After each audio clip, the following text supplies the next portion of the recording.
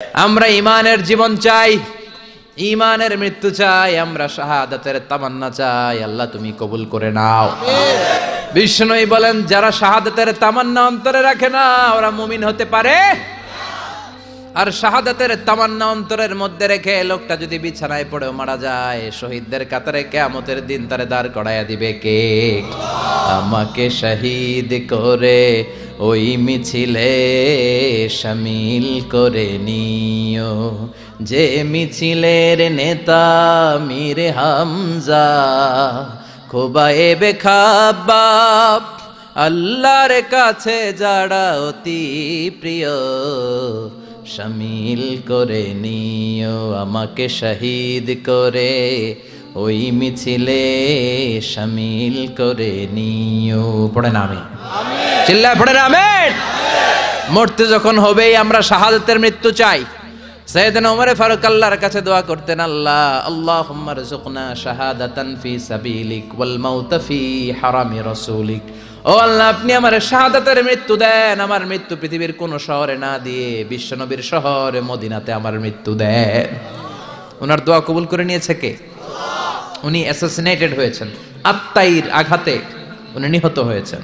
আর ওনার কবরটা আছে বিশ্বনবী, তার পাশে আবু বকর, তার পাশে ওমরে ফারুক শুয়ে আছে। সুবহানাল্লাহ পড়েন। ডেকেলাও রাসূল আল্লাহ না, ডেকেলাও মাবুদ আল্লাহ। কারণ রাসূল আপনাকে দিদার দিতে পারে না, দিদার দিবে কে? বিশ্বনবীর স্বপ্নে দেখা অনেক বড় নিয়ামত, চাইলে বিশ্বনবীর স্বপন যোগে দেখা যায় না। আল্লাহ যারে এই নিয়ামত দিতে চায় তারে দেয়, সবাই রে আল্লাহ দেয়।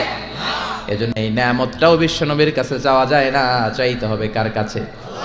আল্লাহ আপনারে দিদার দিবে কি দিবে না এটা আল্লাহর চয়েস। বিশ্বনবী এসে আপনারে দিদার দিতে পারে না, আল্লাহর হুকুম না হলে বিশ্বনবীও দিদার দেন না। চিৎকার করে বলেন ঠিক কি না? এজন্য আমরা আল্লাহর কাছে শাহাদাতের মৃত্যু চাই, আমরা আল্লাহর কাছে ঈমানের মৃত্যু চাই। পড়েন আমিন, আর জোরে পড়েন আমিন। দেখেন কোরআনের ব্যালেন্স, মুমিনদের নামে একটা সূরা, কাফিরদের নামে, আবার মুনাফিকদের নামে, পুরুষদের নামেও সূরা আছে, আবার নারীদের নামেও সূরা আছে। সুবহানাল্লাহ বলেন। মানুষের নামেও সূরা আছে, জিনদের নামেও সূরা আছে। চিল্লায় পড়েন আল্লাহু আকবার। বিষ্ণুনবীর কাছে 7টা প্রক্রিয়ায় কোরআনের আয়াত নাজিল হতো। আমরা এই যে একটা কিতাবের ভিতরে কোরআন পেয়ে গেছি, কি সুন্দর 30 পারা। বিষ্ণুনবীর কাছে কি আল্লাহ তাআলা এইভাবে একটা কোরআন হাতে তুলে দিছিল? কথা কন। 23 বছরের লম্বা ডিউরেশনে, 23 বছরের লম্বা সময়ে নাজমান নাজমান ইয়ানি কালিলান কালিলান, অল্প অল্প করে হাসবা হাওয়াইজিল বাশার, মানব জাতির প্রয়োজন অনুসারে কোনদিন 1 আয়াত, কোনদিন 10 আয়াত, কোনদিন 5 আয়াত, এভাবে করে করে 23 বছরের লম্বা জিন্দেগিতে আল্লাহ পুরো কোরআনটা বিশ্বনবীর উপর নাজিল করেছে। বিশ্বনবীর কাছে এই যে কোরআন নাজিল হতো, এগুলোর অনেকগুলো প্রক্রিয়া আছে। সহিহ হাদিসে এসেছে অনেকগুলো প্রক্রিয়া পাওয়া যায়। 1 নাম্বার প্রক্রিয়া মিসলা সালসালাতিল জারাস, ঘন্টার ধ্বনির মতো বিশ্বনবীর কাছে কোরআন পাঠাতো কে? ঘন্টা চিনেন না? এদিকে হাই স্কুল আছে লক্ষ্মীপুরে, আছে? এই হাই স্কুলে বা প্রাইমারি স্কুলে ছুটির সময় দপ্তরি ঘন্টা বাজায় না? ঘন্টা বাজালে কি হয়? আওয়াজ হয়। বিশ্বনবী বলেন ঘন্টার ধ্বনির মতো বিকট আওয়াজে রব্বুল আলামিন আমার কাছে কোরআন পাঠাতো। এই পদ্ধতিতে বিশ্বনবীর কাছে যখন কোরআন আসতো, প্রচন্ড শীতের রাতে বিশ্বনবী ঘামতে ঘামতে হয়রান হয়ে যেতেন। সুবহানাল্লাহ, কি মজার কোরআন আমরা পাইছি, খুলি আর পড়ি। বিশ্বনবী এই কোরআনকে রিসিভ করতে কত কষ্ট করেছেন। শীতের রাতে, কনকনে শীতের রাতে এই কোরআনকে রিসিভ করতে যে উনি ঘেমে একাকার হয়ে যেতেন। এই হলো একটা প্রক্রিয়া, ঘন্টার মতো কোরআন আসতো। 2 নাম্বার প্রক্রিয়া মিন ওয়ারাইল হিজাব, পর্দার অন্তরাল থেকে আল্লাহ নিজেই কোরআন পাঠিয়ে দিতেন। বিশ্বনবী আল্লাহরে সরাসরি দেখে নাই। মেরাজের রাতে যখন আল্লাহর দিদারের জন্য গিয়েছিলেন, কথা শুনেছেন কিন্তু দেখে নাই। দুনিয়ার বুকে থেকে আল্লাহরে দেখা যাবে? জান্নাতে না ঢুকে আল্লাহরে দেখা যাবে নাকি? কথা বলেন। আল্লাহর সৌন্দর্য দেখার মতো কোয়ালিটি আমাদের আছে? আল্লাহর চেয়ে সুন্দর কেউ আছে? মেরাজের রাতে আল্লাহর দেখেন নাই, পর্দার এপাশ থেকে আল্লাহ কথা বলে আর নবী শুনে, নবী কথা বলে আল্লাহ শুনে। সুবহানাল্লাহ। এই পর্দার ওই পাশ থেকে সরাসরি আল্লাহ ওহী করেছেন, বিশ্বনবী রিসিভ করেছেন। গেল 2 পদ্ধতি। 3 নাম্বার ফিল মানাম, স্বপ্নে বিশ্বনবীর কাছে ওহী পাঠিয়ে দেয়া হয়েছে। কিন্তু কোরআনের কোন আয়াত এই স্বপ্নের পদ্ধতিতে আসে নাই, সব জাগ্রত অবস্থায় এসেছে। সুবহানাল্লাহ পড়েন। এরপরে সাইয়েদনা জিব্রাইল মাঝে মাঝে নিজের সূরতে ওহী নিয়ে আসতেন। দুইবার বিশ্বনবী সাইয়েদনা জিব্রাইলকে নিজের সূরাতে দেখেছিলেন। এক দেখেছিলেন হেরা গুহায়, দুই দেখেছিলেন সিদরাতুল মুনতাহায়। সাইয়েদনা জিব্রাইলের সূরাতে যখন সাইয়েদনা জিব্রাইল কোরআন নিয়ে আসতেন তখনও বিশ্বনবী ভয় পেয়ে যেত। আল্লাহু আকবার। এরপরে আরেকটা পদ্ধতি হচ্ছে বিসূরাতিন নাস ইয়াতামাসসালু লাহু আল মালাকু রাজুলান। সাইয়েদনা জিব্রাইল ওনার নিজের সূরাতে আসতো না, মানুষের সূরাতে আসতো। বিশ্বনবী বলতেন এইভাবে কোরআন আসলে আমার রিসিভ করতে খুব আরাম লাগতো, কারণ মানুষ দেখা যাইতেছে, মানুষ কয় আর মানুষ শোনে, রিসিভ করতে বড় মজা। চিল্লায় কোন সুবহানাল্লাহ। এরপরে আরেকটা পদ্ধতি হচ্ছে মিসলা দাওয়িয়া সাউতিন নাহাল, মৌমাছির গুনগুন শব্দের মতো চারদিকে ভনভন ভনভন গুনগুন গুনগুন শব্দ শোনা যায়, আসলে গুনগুন না, কোরআন নাজিল করে কে?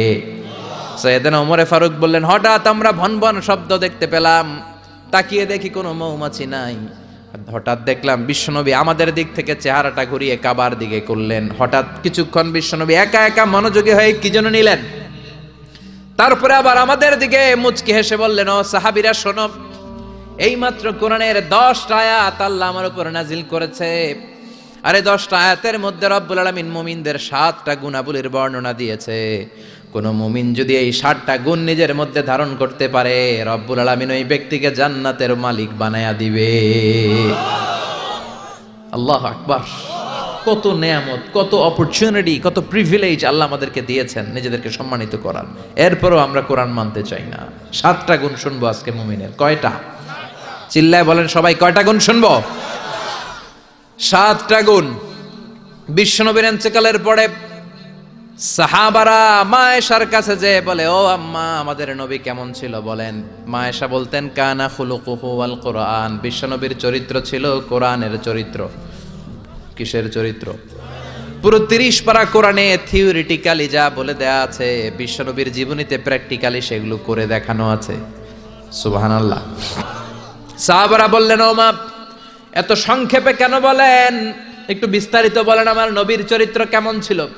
মা আয়েশা বললেন, ও সাহাবারা, তোমরা কি কোরআনের 23তম সূরা সূরাতুল মুমিনুনের প্রথম 10টা আয়াত তেলাওয়াত করো নাই? এই প্রথম 10টা আয়াতের ভিতরে যেই গুণের কথা আছে, সবগুলো গুণ দিয়ে তোমাদের নবীর জীবন সাজানো ছিল। আমরাও চাই আমাদের জীবনটাও এই গুণাবলী দিয়ে আমরা সাজাবো। রাজি আছেন তো?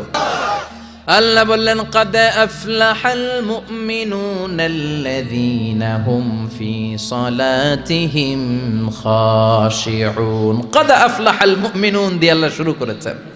قد أفلح المؤمنون, successful indeed are the believers. সফল কাম হলো তারা ঈমান এনেছে যারা। কার কথা? সফল কারা? who are the successful in life? যদি আপনারা কেউ প্রশ্ন করে সফল কারা, যদি আমাদেরকে জিজ্ঞেস করা হয় কারা সফল, সফলতার মানদণ্ড কি? এই পৃথিবীর বুকে সফল হওয়ার অনেক মানদণ্ড হতে পারে, পারে না? In terms of wealth and money, অর্থের মানদণ্ডে কারা সফল যদি জিজ্ঞেস করা হয়, কার নাম বলবেন? হ্যাঁ, বিল গেটস, তাই না? মাইক্রোসফট কোম্পানির মালিক। কত টাকার যে সে মালিক সে নিজেও জানে না। ওয়ারেন বাফেট অনেক বড় ধনী। আর কে আছে? স্টিভ জবস, অ্যাপল কোম্পানির মালিক, তাই না? প্রিন্স ওয়ালিদ বিন জালাল, একটা প্লেন আছে, নিজের জেট প্লেন, যে প্লেনটার 70% স্বর্ণ দিয়ে বানানো প্লেন, এটার 70% মেড অফ গোল্ড। তাহলে অর্থের মানদণ্ডে যদি বলি সফল কারা, এদের নাম আসবে। তার মানে দুনিয়ার বুকে অর্থের মানদণ্ডে কিছু লোক সফল, আবার ক্ষমতার মানদণ্ডে কিছু লোক দুনিয়ার বুকে সফল। তো অর্থের মানদণ্ডে কেউ সেরা সফল, ক্ষমতার মানদণ্ডে কেউ সফল, জনপ্রিয়তার মানদণ্ডে সফল। আল্লাহ বলে আমার কাছে এগুলা মানদণ্ড না। আল্লাহ বলে ক্ষমতা আমার কাছে মানদণ্ড না সফল হওয়ার, অর্থ আমার কাছে সফলতার মানদণ্ড না, জনপ্রিয়তাও আমার কাছে সফলতার মানদণ্ড না। আমার কাছে সফলতার মানদণ্ড হলো ঈমান।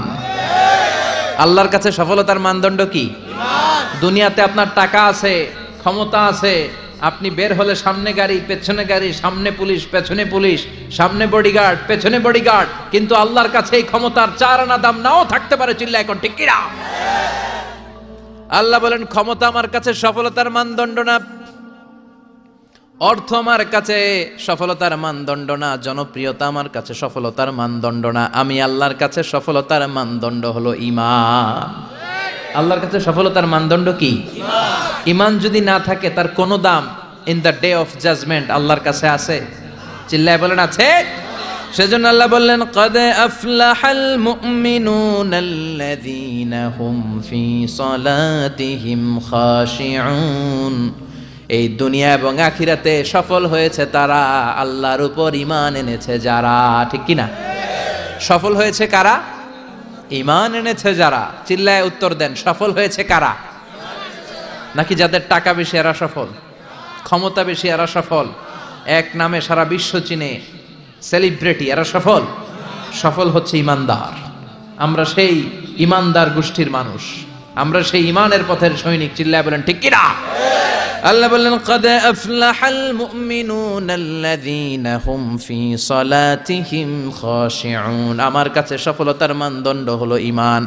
আমার কাছে সফল হলো তারা, ঈমান এনেছে যারা। কিন্তু ঈমানটা আধা আধা মানলে হবে না, পুরাপুরি ঈমান থাকতে হবে। ঠিক কি না? কেউ যদি বলে কোরআনের আধা মানি না, মুমিন না কাফের? কেউ যদি বলে আমি এই সূরা মানি ওই সূরা মানি না, মুমিন না কাফের? কেউ যদি বলে আমার যেটা ভাল লাগে, আমার দলের জন্য যেটা সুবিধা ওইটা মানি, আমার দলের জন্য যেটা ঝামেলা ওইটা মানি না, এরকম আছে না নাই? মিষ্টি খাওয়ার সুন্নত মানে, মায়ের খাওয়া যে সুন্নত মানে না, আছে না নাই? মিষ্টি মিষ্টি কথা মানে, ঝুঁকি নেওয়া যে সুন্নাত ওইটা মানে না, এরকম আছে না নাই? তার মানে আল্লাহর কাছে সফলতার মানদণ্ড হলো ঈমান। কিন্তু সাধারণ ঈমান নয়, ঈমানটা হতে হবে পূর্ণাঙ্গ ঈমান। কিছু মানলাম না, এমন করা যাবে? মানলে পুরোটাই মানতে হবে। কার কথা? চিল্লায় বলেন কথাটা কার? আবার আল্লাহ বললেন ঈমান আনলে নির্ভেজাল ঈমান থাকতে হবে। ওই ঈমানের মধ্যে শিরক থাকলে হবে নাকি? কথা কোন? আল্লাহ বললেন ওয়াল্লাযীনা আমানু ওয়া লাম ইয়ালবিসু ঈমানাহুম বিযুলমিন উলাইকা লাহুমুল আমনু ওয়া হুম মুহতাদুন। ঈমান আনার পরে ঈমানের সাথে যদি শিরকে তোমরা না মিলাও, তখন তোমাদের ঈমানটা নির্ভেজাল ঈমান হবে। তখন দুনিয়ার জীবনে তোমাদেরকে নিরাপত্তা দিবে কে? আবার হেদায়েত দিয়ে তোমাদেরকে ধন্য করবে কে? তার মানে ঈমান হতে হবে নির্ভেজাল। ঈমানের মধ্যে শিরক থাকলে হবে? কথা কন। আল্লাহ সব মাফ করে, শিরক মাফ করে? করে না। আপনি কিয়ামতের দিন পাহাড় পরিমাণ গুনাহ নিয়ে আল্লাহর সামনে হাজির হয়েছেন, কিন্তু এই গুনার মধ্যে শিরকের গুনাহ নাই। আল্লাহ বললেন তাহলে আমি পাহাড় পরিমাণ দয়া নিয়ে তোর কাছে হাজির হয়ে যাব। আবার আমরা যখন নামাজে দাঁড়াই, আল্লাহ বললেন ওযু করলি ভালো কথা, মসজিদে ঢুকলি ভালো কথা, নামাজের কাতারেও দাঁড়ালি ভালো কথা, কিন্তু আগে বল শিরকের সাথে সম্পর্ক আছে নাকি? আমরা বলি ওয়াজ্জাহাতু ওয়াজহিয়া লিল্লাযী ফাতারাস সামাওয়াতি ওয়াল আরদা হানিফান ওয়া মা আনা মিনাল মুশরিকিন। আমরা নামাজের শুরুতে ঘোষণা দেই আল্লাহ ওমা আনা মিনাল। আল্লাহ আমরা শিরক করি না, শিরকের সাথে আমাদের কোনো সম্পর্ক। আবার যখন হজ করতে যাই, লক্ষ লক্ষ হাজী সাহেবান আরাফাতের ময়দানে কাঁদে, আল্লাহর কাছে ডাকে, আল্লাহরে ডাকতে থাকে। আল্লাহ বলে ডাকাডাকি পরে কর, হজ পরে কর, আগে বল শিরক করস নাকি? তখন সবাই ঘোষণা দেয় লাব্বাইক আল্লাহুম্মা লাব্বাইক, লাব্বাইক লা শারীকা লাক লাব্বাইক। আল্লাহ আপনার সাথে শরীক করি না, এই ঘোষণা দেওয়ার পরে এরপরে হজ কবুল হয়, এরপরে সালাত কবুল হয়। তাহলে ঈমান হতে হলে এটা নির্ভেজাল ঈমান হতে হবে। ওই ঈমানের সাথে শিরকের কোনো ছোঁয়া, কোনো ছিটে ফোঁটা সেখানে থাকতে পারবে। আল্লাহ বলে ঈমান যদি নির্ভেজাল হয় আর যদি ঈমানটা পাকাপোক্ত হয়, তাহলে তোমাদের সাহায্যের জন্য গায়েবী মদদ আমি পাঠিয়ে দেব। সুবহানাল্লাহ। ওয়ালা তাহিনু ওয়ালা তাহজানু ওয়া আনতুমুল আ'লাউনা ইন কুনতুম মুমিনিন। ভয় নাই, বিপদ নাই, চিন্তা নাই। ইমানদারের মতো যদি ইমানদার হও, ইমানটা যদি ওই রকম হয় তাহলে কোনো চিন্তা নাই, আমি আল্লাহর সাহায্য তোমাদের সাথে আছে না নাই। নবীদের ইমান ছিল সেই রকম ইমান, ইমানের মতো ইমান, ঠিক কিনা? নবী মুসার মতো ইমান হলে রাস্তা হবে সাগর জলে, নবী ইউসুফের মতন ইমান হলে একে একে দরজা খোলে, নবী ইব্রাহিমের মতন ইমান যদি আজও থাকে বিদ্যমান, অগ্নিকুণ্ডে দেখতে পাবে খুবসুরত এক ফুল বাগান। সুবহানাল্লাহ পড়েন। এজন্য ইমানের মতো ইমান হলে সাহায্য পাঠাবে কে? আল্লাহ বললেন ওয়ালা তাহিনু ওয়ালা তাহজানু ওয়া আনতুমুল আ'লাউনা ইন কুনতুম মুমিনিন। ভয় পেও না, চিন্তা করো না, আল্লাহর সাহায্য আছে না নাই? বিপদ যত বেশি আসে, পরীক্ষা যত বেশি আসে, বিজয়ের পতাকা পতপত করে উড়ার সময়টা কাছে আসতে থাকে, ঠিক কি না? আকাশে যখন ঘুটঘুটে বেশি অন্ধকার দেখা যায়, প্রচন্ড অন্ধকারে যখন আকাশ একেবারে ছেয়ে যায়, রাত্রি যখন গভীর হয়ে যায়, সুবহে সাদিকের আলো আসার সময়টা কাছে আসতে থাকে, ঠিক কি না? গর্ভবতী নারীর পেটের প্রসব বেদনা যত বেড়ে যায়, নতুন মেহমান দুনিয়াতে আসার সময় ঘনাতে থাকে, তেমনি ইমানদারের উপর আযাব গজব অত্যাচার যত বাড়তে থাকে, ইসলামের বিজয়ের সময়টাও কাছে আসতে থাকে। এজন্য ইমান হতে হবে ইমানদারের মতো, ইমান হতে হবে পাক্কা ইমান। চিল্লায় বলেন ঠিক কিনা? সে আল্লাহ বললেন قد أفلح المؤمنون الذين هم في صلاتهم خاشعون.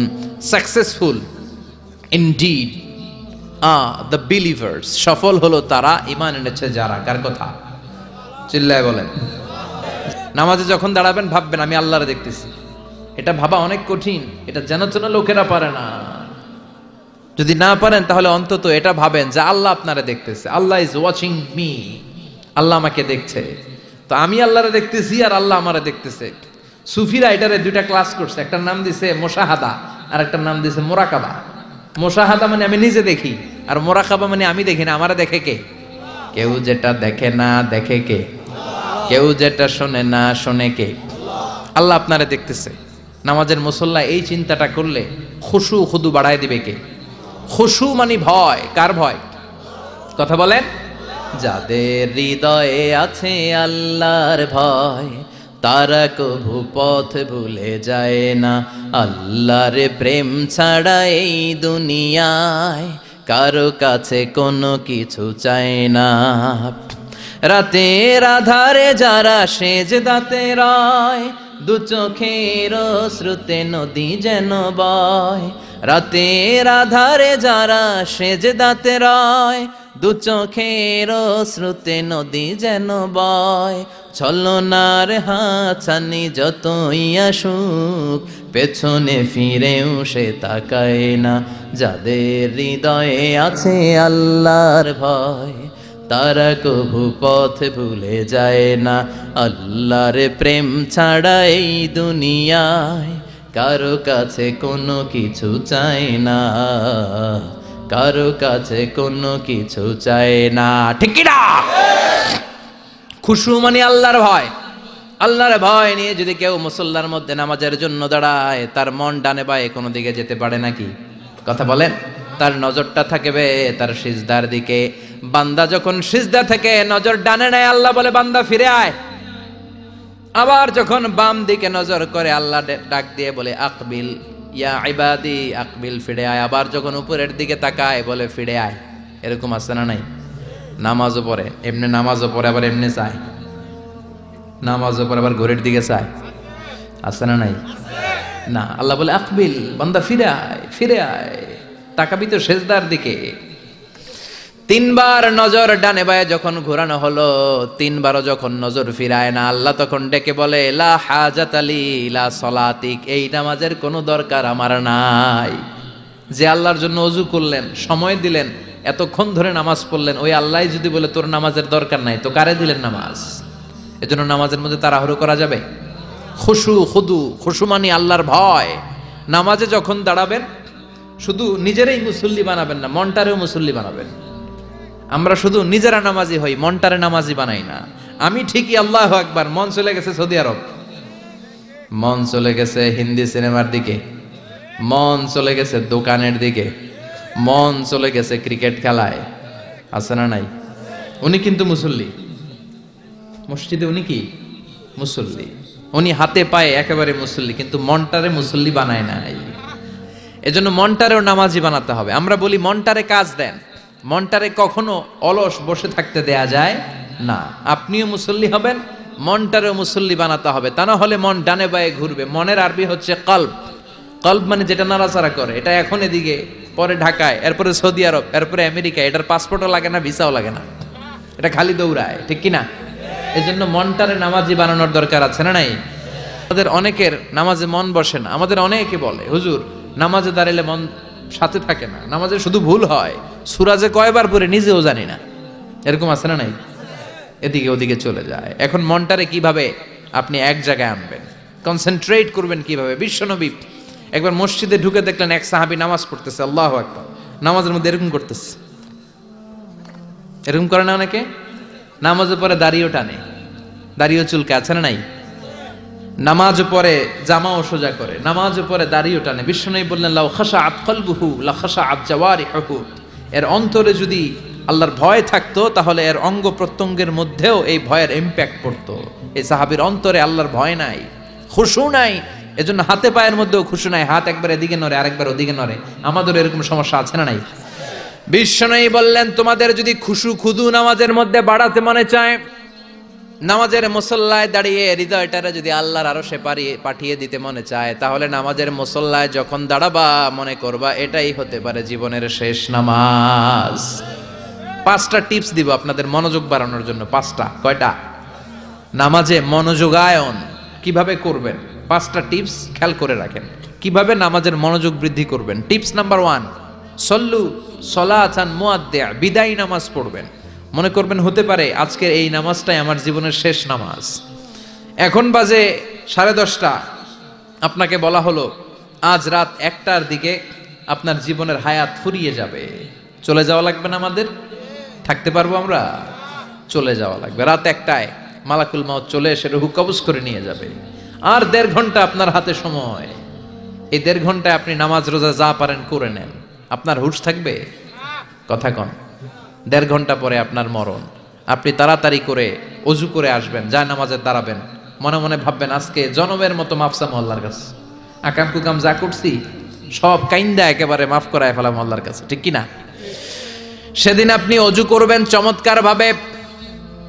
চমৎকার ভাবে পাঞ্জাবিটা পরে, আতর মেখে, টুপিটা পরে মুসল্লার মধ্যে দাঁড়িয়ে আল্লাহু আকবার বলে নামাজ শুরু করবেন। ওই দিনের নামাজে আপনার কোনো তাড়াহুড়ো নাই। আছে? আজীবন তাড়াহুড়ো করছেন, কিন্তু ওই দিন আপনার তাড়াহুড়ো নাই। ওই দিনের রুকুটা আপনার জীবনের শ্রেষ্ঠতম রুকু হয়ে যাবে। ওই দিনের সেজদাটা আপনার জীবনের শ্রেষ্ঠতম সেজদা হয়ে যাবে। ওই দিন আপনি সেজদায় পড়ে চোখের পানি দিয়ে জায়নামাজ ভিজিয়ে দিবেন। এর কারণ দিবেন না, আপনি জেনে গেছেন এটাই আপনার জীবনের শেষ নামাজ, ঠিক কিনা? তো এই যে প্রত্যেক নামাজের সময় মসজিদে যে আল্লাহু আকবার বলে যে দাঁড়াই, এই নামাজের পরে আবার কোনো নামাজের চান্স আমি জীবনে পাবো কিনা কোনো গ্যারান্টি আছে? চিল্লায় বলতে হবে, গ্যারান্টি আছে? আরো 30 মিনিট আমরা সবাই বেঁচে থাকবো, গ্যারান্টি? আরো 10 মিনিট বাঁচবো, গ্যারান্টি? শ্বাস যেটা ভিতরে নিলাম ফেলতে পারবো, কোনো গ্যারান্টি আছে? তাহলে প্রতিটা নামাজের সময় আমরা এই কথাটা ভাবি না কেন, যে হতে পারে এই নামাজটাই আমার জীবনের শেষ নামাজ, হতে পারে আজকের এই সেজদাটা আমার জীবনের শেষ সেজদা। চিল্লায় বলেন ঠিক কিনা? বিশ্বনবী শিখায় দিলেন মনোযোগায়নের প্রথম পদ্ধতি। নামাজে মনোযোগ থাকে না, মনোযোগ যদি বাড়াতে চাও ভাবো এটাই হতে পারে জীবনের শেষ নামাজ। সল্লু সালাতান মুআদ্দিয়া, পারফর্ম দ্য সালাহ as if this is your last and final prayer. এমন ভাবে নামাজ পড়ো মনে করো এটাই হতে পারে জীবনের শেষ নামাজ।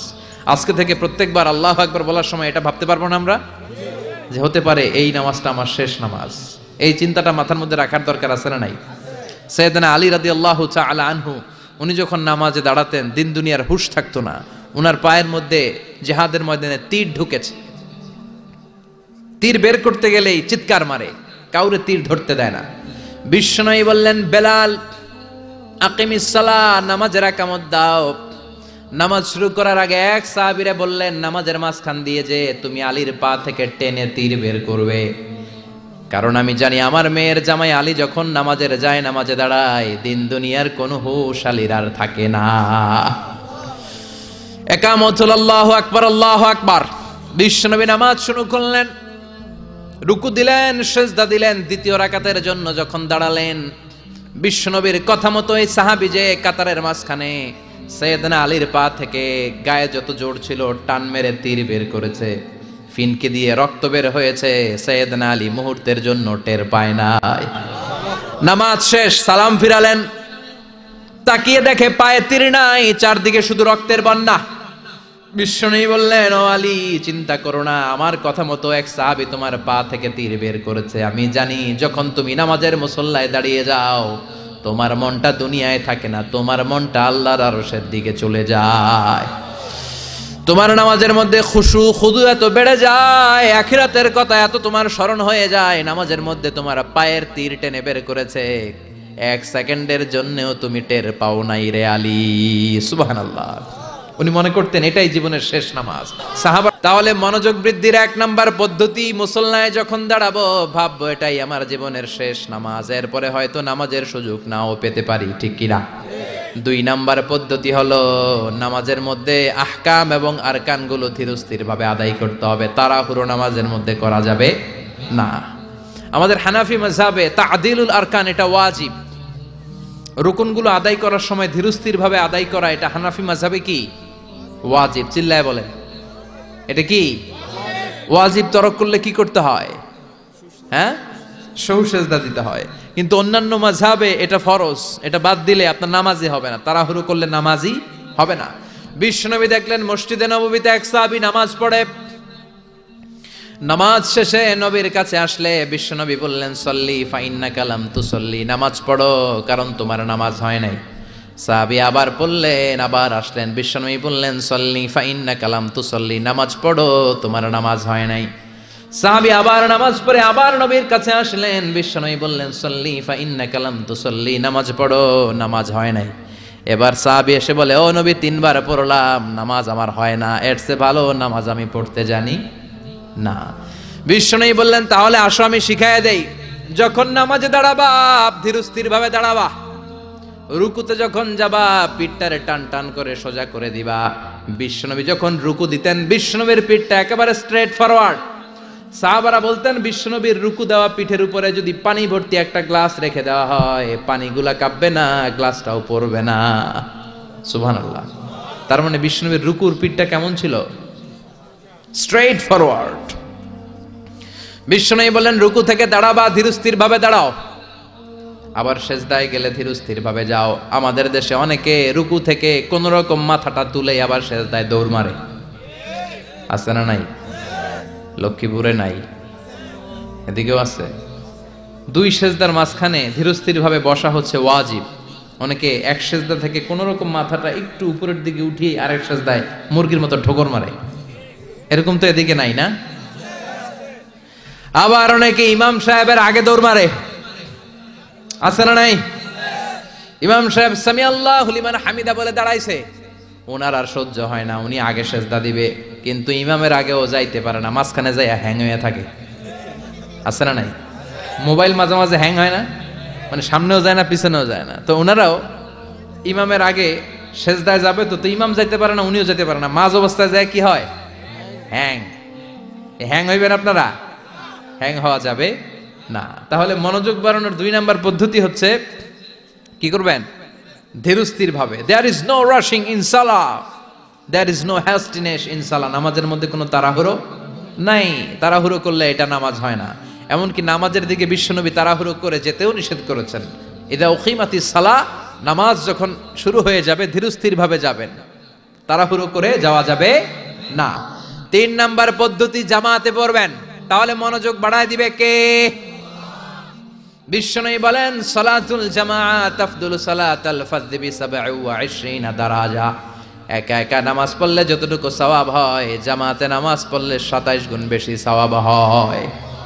জামাতে পড়ার দরকার আছে না নাই? জামাতে পড়লে আর মনোযোগ এদিক সেদিক যায় না। সবাই আল্লাহু আকবার, আমি আল্লাহু আকবার, সবাই আসসালামু আলাইকুম ওয়া রাহমাতুল্লাহ, আমি আসসালামু আলাইকুম ওয়া রাহমাতুল্লাহ, মন আমার এদিক সেদিক যাওয়ার সুযোগ আছে কম, ঠিক কি না? 4 নাম্বার, নামাজে যা বলেন অর্থ বোঝার চেষ্টা করেন। আমরা সালাতে যেটা বলি এটার অর্থ বুঝি না। আমরা প্রতিদিন বলি আলহামদুলিল্লাহি রাব্বিল আর রহমানির মালিকি। আবার বলি সামি আল্লাহু লিমান হামিদা, কি কইলাম বুঝি নাই। সুবহান রাব্বিয়াল আলা মানে কি জানি না। আত-তাহিয়াত লিল্লাহি ওয়াস সালাওয়াত ওয়াত তাইয়্যিবাত অর্থ কি জানি না। এজন্য সালাতে যা বলেন এটা বুঝে বুঝে বলার চেষ্টা করেন।